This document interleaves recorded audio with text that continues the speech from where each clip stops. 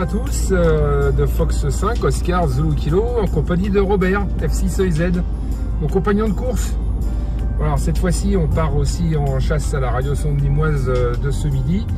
Et on va toutefois, on est parti un petit peu plus tôt, on va essayer de voir si on peut retrouver celle de ce matin. Mais celle de ce matin, je crois qu'elle est tombée chez un particulier. On va voir si toutefois c'est à côté, s'il y a possibilité de faire quelque chose. Voilà, en ce moment il fait beau et on profite de sortir un peu. On profite du beau temps, ça oui. Ouais, voilà.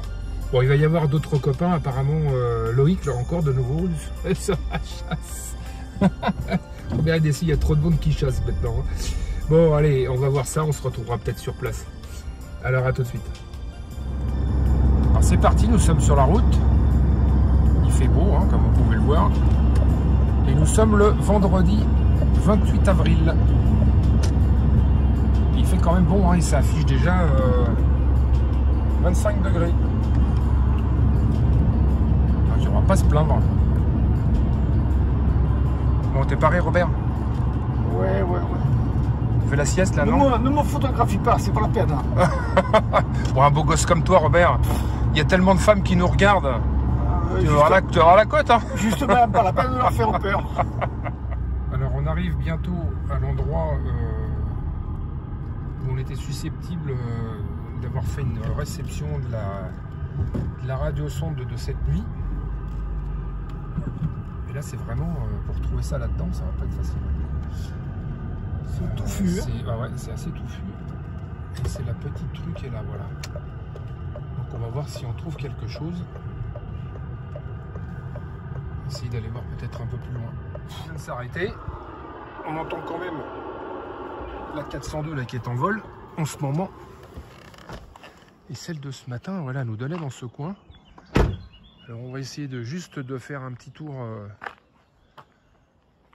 comme ça, voir si visuellement on voit pas quelque chose. Et d'après mes calculs, moi elle était tombée dans ce jardin là. Peut-être que le proprio l'a ramassé. Un autre copain nous a dit bah non, c'est tombé certainement sur le chemin. Alors bon, on va juste faire un tour d'horizon, on va regarder, puis si on trouve rien, on va partir sur celle de ce midi, hein. Alors, Robert est là-bas. On vient de la voir, elle est là. Alors, là, on voit juste le fil qui descend. Et par coup de chance... On va chercher la perche. Bonjour. On va demander à la dame. Voilà. Bah, du coup, on a pu récupérer celle de ce matin. Là, voilà. C'est une recherche visuelle d'après un petit calcul que j'ai fait. C'est ce qu'on pourrait appeler une chasse froide. Voilà. La dame nous a gentiment laissé rentrer et récupérer le matériel. Voilà. La nimoise de cette nuit. Elle est montée à 30. Voilà. J'y croyais pas, moi. Ben, moi, j'avais un petit espoir quand même, parce que je me suis dit quand même, j'avais fait mes calculs. Ben, t'as vu les calculs que j'ai faits? Ils sont quoi, à 20 mètres près? À 20 mètres près, ben, on a fini par retrouver. On a dépollé complètement le terrain. Alors bon, il y a quand même pas mal de ballons. Oui, en plus, il voit le fil, comme moi je ne l'ai pas vu. Hein. Ouais, c'est le seul truc qu'on pouvait voir, c'était le fil. Comme quoi, on ne faut pas toujours chercher le parachute. Il était derrière le mur, on ne risquait pas de le voir. Bon, enfin, on a trouvé celle de cette nuit. Maintenant, on va aller chercher celle de ce midi. Le fil. Allez, go. C'est parti. Ben voilà, on prend la voiture maintenant et puis on va filer du côté des Rions. Et là, on entend bien la sonde de ce midi. Donc, on a un petit peu de temps devant nous. On va en profiter. On va aller essayer de la trouver, celle-ci aussi. Content, Robert, tu vois que les chasses froides, ça marche quand même. Ouais, je reviens pas. Faut être juste un petit peu attentif. Mais moi, ce que je disais tout à l'heure, je suis assez content d'avoir fait mes petits calculs. Sont un petit peu plus précis.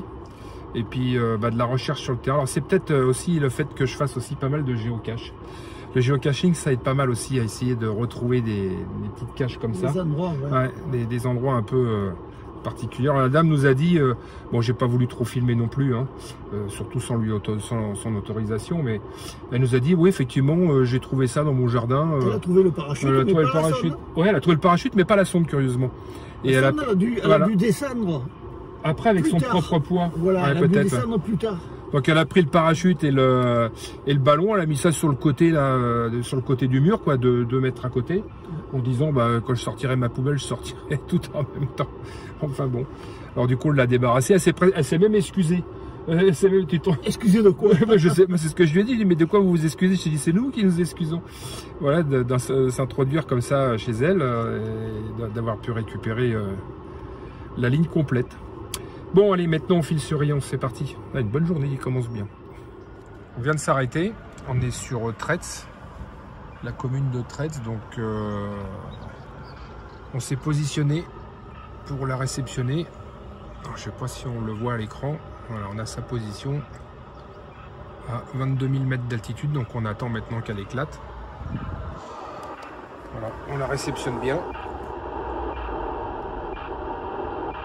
Le signal n'est pas très fort, mais bon. Elle est au-dessus d'Aix-en-Provence, c'est ça, hein. Il n'y a plus qu'à attendre, hein, Robert. Faut être patient maintenant. Il y a Loïc qui devrait pas tarder, à nous rejoindre. Et peut-être même Christian, si on va nous rejoindre. F4 IFI. Je suis allé chez lui hier. Il m'a invité à boire un coup. Il est gentil, Christian. Ouais. Bon, on va voir ça. On va se rejoindre, on va faire une bonne petite équipe là. C'est avec ça, on la retrouve pas, on le fait exprès. Hein. Salut mon bon Christian. Ça va? La forme?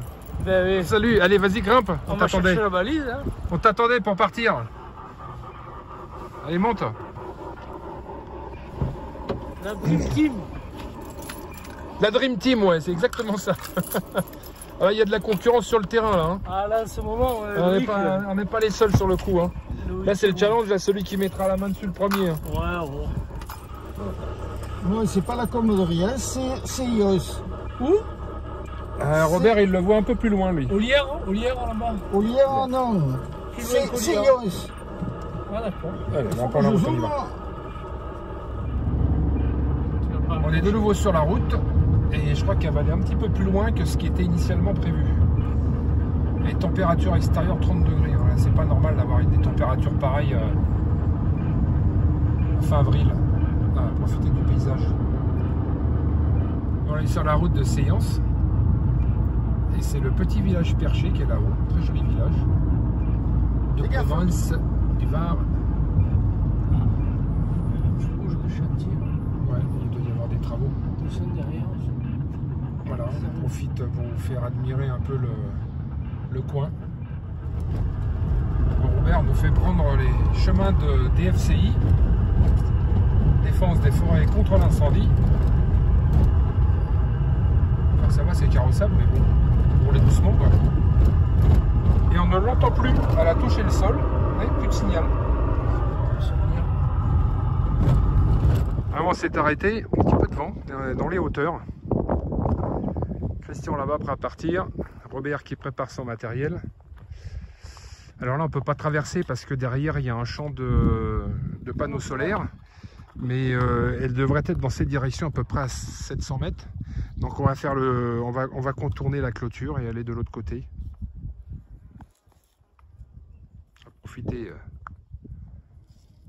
que le soleil soit là. Bon les papis là ils courent hein. Oh, vous n'avez pas l'odeur mais alors je vous dis pas. Ça sent magnifiquement bon le thym. Ouais il y a un chemin qui doit faire le tour là. Ouais. Oh, il y a les chasseurs. Je suis Robert, c'est bon? Je suis, c'est bon. Oh, vous êtes sûr que c'est par là? Oui, bah, t'as pas le choix. Hein. On va se faire allumer là. Il y a un bon nombre de. Il y a un bon nombre de douilles par terre quand même. Hein. Ouais. Là autant il y a un poste, mais qu'est-ce qu'il y a en ce moment là? Encore une fois, c'est pas facile d'accès. Faut faire attention où on met les pieds.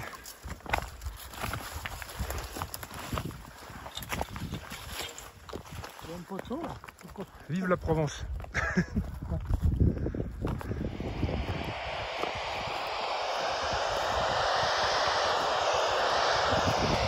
pensais la soupçonner, mais pareil, toujours pas de signal.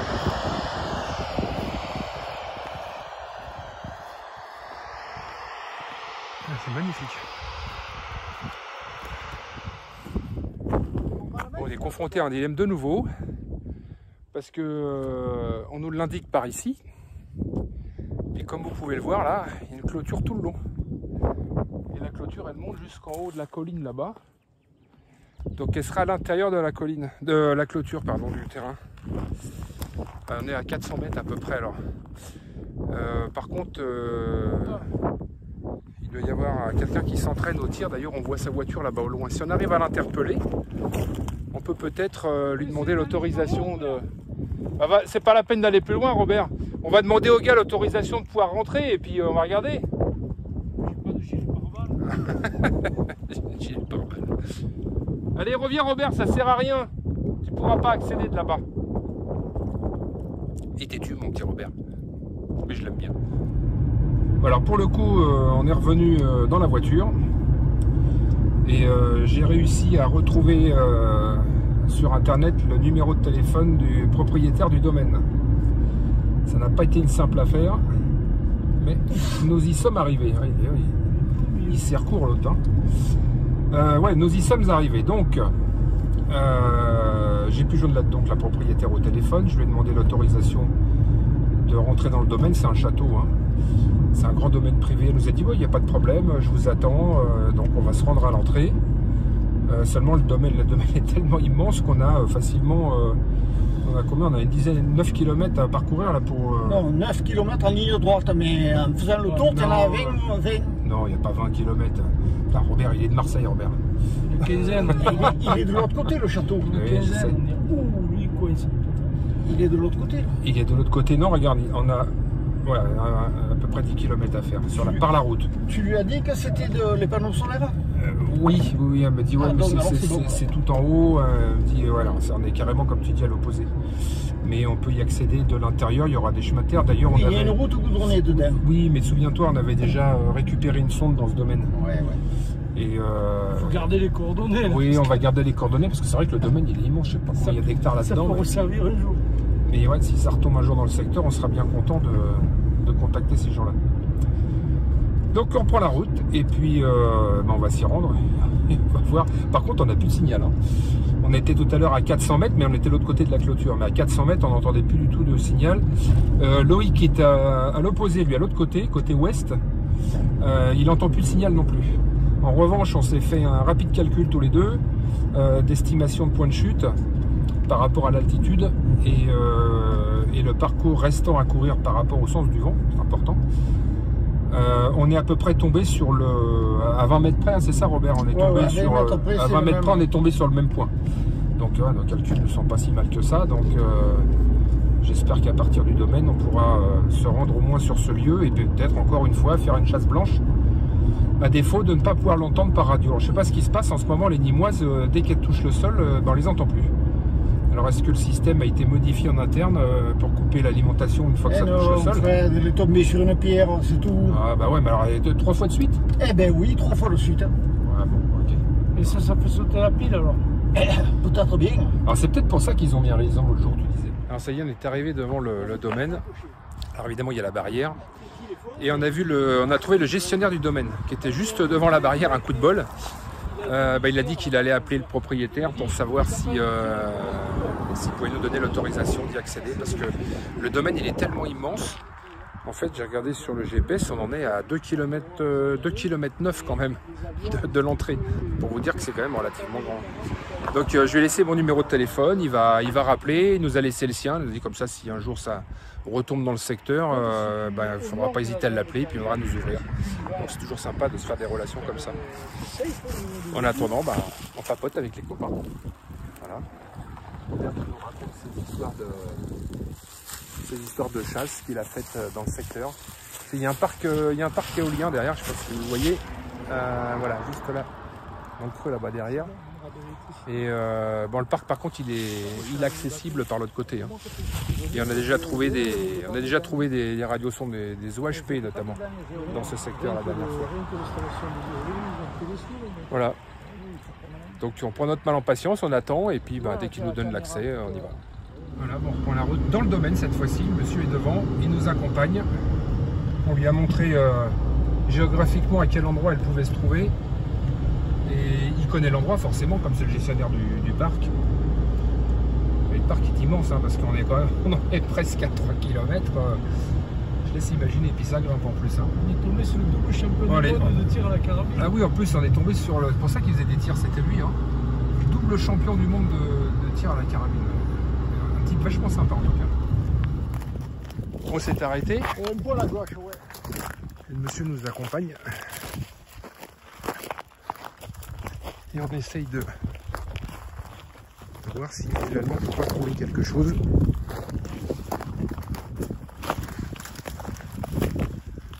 Vous l'avez en live là. Hein. Bon bah voilà, on va faire la séquence finale. Et en fait, on a cherché sur le terrain, mais on ne l'a pas trouvé. On ne l'a pas trouvé, alors je sais pas ce qui se passe, les radiosondes, les derniers modèles, en tout cas, ils ont tendance à s'arrêter une fois touché le sol. Alors Robert dit, mais ouais, mais c'est normal si ça chute contre une pierre ou quoi ou qu'est-ce. Vous avez vu toutes les caillasses qu'il y avait? Oui, mais bon, en attendant, ça veut dire que toutes les dernières RS, c'est une coïncidence. Comment toutes? Moi j'en ai une en tir. Oui. Elle a tapé le sol et je l'ai ramassée. Elle émettait encore? Eh oui. Bon, écoute, celle-là, elle émettait plus. Alors on a fait une recherche, on a même essayé d'utiliser le drone, faire une recherche. On n'a pas trouvé, le propriétaire avec nous, il a fait du... On a quadrillé le terrain, on n'a rien trouvé. On n'a rien trouvé du tout, donc on rentre bredouille. Alors on sait à peu près où elle est située, on a donné les coordonnées géographiques au proprio, et puis on lui a dit, bah voilà, si un jour il tombe dessus, il y a le flash code qui se trouve à l'arrière, elle n'aura plus qu'à flasher, ou au pire des cas, il a mon numéro de téléphone, il m'appelle. Mais les instructions, il les trouvera sur internet en flashant le code. Voilà, donc on rentre bredouille sur cette chasse-là, comme quoi on ne peut pas gagner à tous les coups, hein, mon cher Oui. chers amis. Oui. Mais on a quand même récupéré celle de ce midi. Voilà, alors même ça a été... Non, celle ce matin. Cette nuit. Celle de cette nuit, pardon. Celle de cette nuit, tout à fait. La nuit dernière. Tout à fait. Donc, en tout cas, merci une fois de plus de nous avoir suivis, comme quoi on ne peut pas gagner à tous les coups, mais ça a quand même été une fort belle sortie sympathique entre copains. En plus, il faisait très beau. Mais on ne rôde pas bredouille et c'est déjà ça. Alors, 73 à tous et puis à la prochaine fois. Ciao. 73. Ciao. Salut.